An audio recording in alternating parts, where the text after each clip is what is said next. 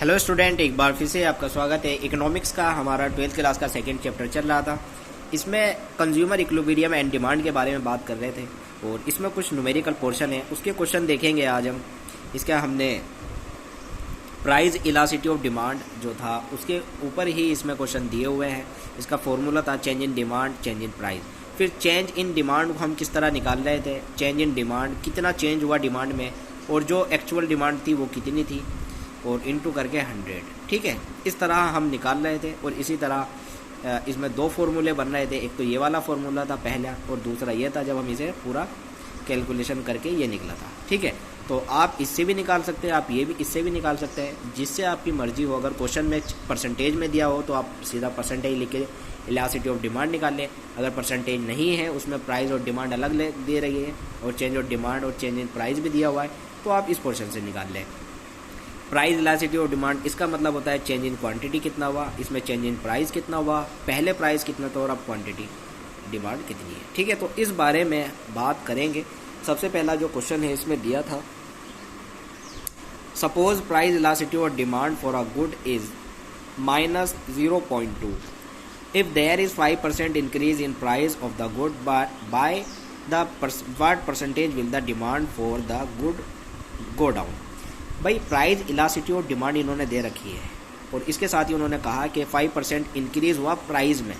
ठीक है, तो इसमें परसेंटेज में दिया हो प्राइस इलास्टिसिटी ऑफ डिमांड दी है। सिंपल क्वेश्चन है, तो इसका फॉर्मूला लिख लेते हैं। इलास्टिसिटी ऑफ डिमांड बराबर change in demand, percentage change in demand और परसेंटेज चेंज इन प्राइस। हमें परसेंटेज चेंज इन प्राइस दिया है और इलास्टिसिटी ऑफ डिमांड दिया है।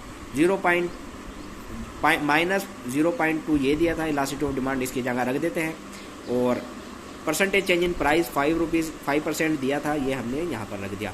इसके बाद अगर हम इसकी इधर कैलकुलेशन करेंगे तो 5 दूनी 10, 1 हो जाएगा माइनस के, तो यही आपकी परसेंटेज इन डिमांड होगी। तो demand for the good will go down by 1%। कि अगर आपके प्राइस 5% से इंक्रीज होते हैं तो आपकी डिमांड है वो 1% से डिक्रीज हो जाएगी, डाउन हो जाएगी।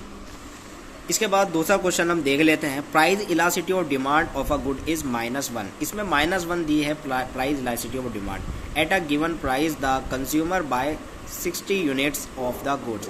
अब इसमें इन्होंने दिया हुआ है यूनिट्स के हिसाब से। How many units will the consumer buy if price fall by 10%। उसने परसेंटेज भी दी है और उसने कहा है कि वो 60 यूनिट्स खरीद रहा है। तो किस तरह करेंगे, देखिए इलास्टिसिटी ऑफ डिमांड की जगह हम इसका यही लिखते हैं जो इसने दिया हुआ है। ठीक है, और चेंज इन डिमांड और चेंज इन प्राइस। तो उसने फॉल कितना क्या बताया है उसने कि 10% के हिसाब से अगर रुपए घटेंगे तो डिमांड कितनी होगी। तो वही हिसाब से हम प्राइस की जगह change in percentage in price 10% into इसमें कर देंगे, 10 ही कम 10, 10 आ जाएगा। ठीक है, ये भी। तो जब हम इसको इधर से गुणा कर देते हैं तो 10% आपका निकल जाता है। तो यही होगी आपके change in demand, percentage change in demand. ठीक है, अब उसने 60 यूनिट्स दिए थे। 60 यूनिट्स का अगर हम 10% निकालें तो 6 आएगा, तो 60 + 6 बराबर 66 यूनिट। तो अगर आपके प्राइस 10% से डिक्रीज़ होते हैं, गिर जाते हैं, तो आपकी जो डिमांड है वो बढ़ जाएगी 60 से 66 यूनिट्स पे। ठीक है, तो पहले जो आप 60 यूनिट्स खरीद रहे थे, आपके प्राइस जैसे ही 10% डाउन हुए तो आप फिर खरीदेंगे 6 यूनिट्स ज़्यादा। ठीक है, इसके बाद थर्ड क्वेश्चन की बात करें। थर्ड क्वेश्चन में कहा है due to a fall 10% fall in price of a commodity, its quantity demand rise from 400 units to 450 units, 450। Calculate it price elasticity of demand. अब इसमें इसने परसेंटेज में भी दिया है और यूनिट्स में भी दिया है। तो हम पहले इसको परसेंटेज में चेंज कर लेते हैं। जो हमारा फॉर्मूला था, अगर आपके याद हो, ये वाला फॉर्मूला चेंज इन डिमांड और चेंज इन डिमांड जो एक्चुअल डिमांड थी इंटू 100। तो चेंज इन डिमांड कितना हुआ, 400 से 450 पहुंचा, तो 50 का चेंज हुआ 50 बटे जो एक्चुअल थी आपकी वो 400 थी, 400 नीचे आएगा इंटू 100। तो यहाँ पर आपकी परसेंटेज निकल जाएगी कि कितने % से वो इंक्रीज़ हुआ। ठीक है, तो यहाँ परसेंटेज निकालते हैं तो 12.5% आ रहा है। तो फिर इसको ये भी परसेंटेज में हो गया और यहाँ भी परसेंटेज में दिया था। तो इलास्टिसिटी ऑफ डिमांड बराबर परसेंटेज चेंज इन डिमांड और परसेंटेज चेंज इन प्राइस। तो 12.5 तो प्राइस में चेंज हुआ, डिमांड में चेंज हुआ और 10% प्राइस में चेंज हुआ। तो इसको क्या जब हम सोल्व करते हैं तो 1.2%, 1.25% आता है। तो प्राइस इलास्टिसिटी ऑफ डिमांड हमारी आती है 1.25%। ठीक है।